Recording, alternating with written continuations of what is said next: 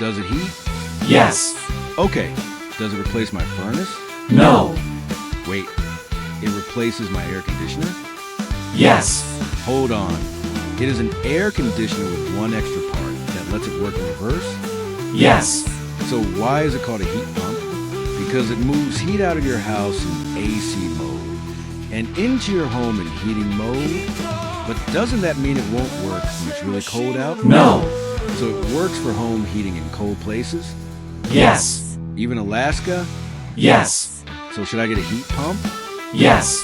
But it sounds complicated, and my furnace works fine. Huh. So a heat pump is up to 3 times more efficient than a furnace? Yes. So it can help fight climate change? Yes. And it can save me money? Maybe.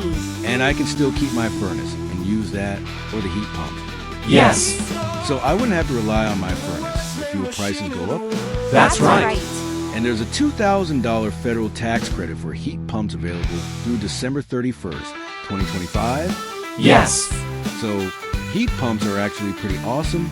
Yes. Okay then, what should we call them?